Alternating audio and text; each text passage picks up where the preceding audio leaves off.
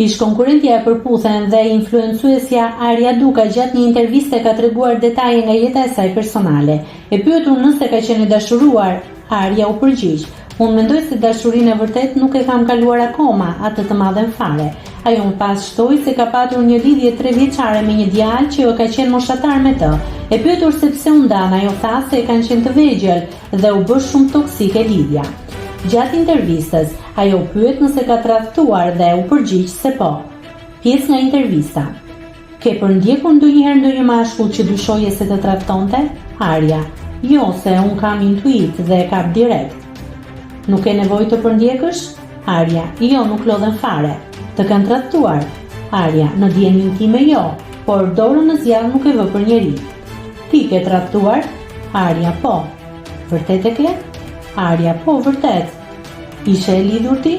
Arja: "Prit, bëhet fjalë kur po ndaheshin." "Ishit në proces ndarjeje, çfarë ndodhi, si ndodhi tradhtia?"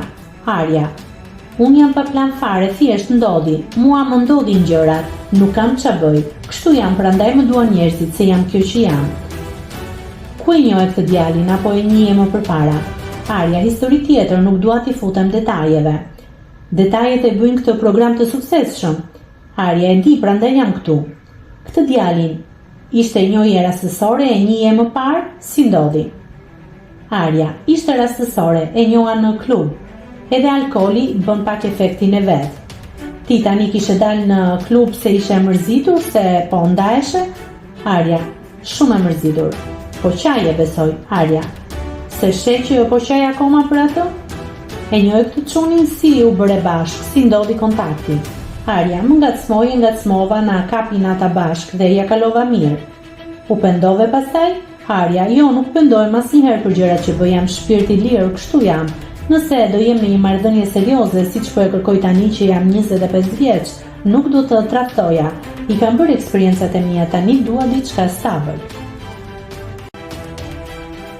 Nëse klikoni mbi butonin subscribe, do t'ju shfaqen të gjitha publikimet tona. Ju ftoj t'i bëni subscribe kanalit, të pëlqeni videot dhe të lini komentin tuaj.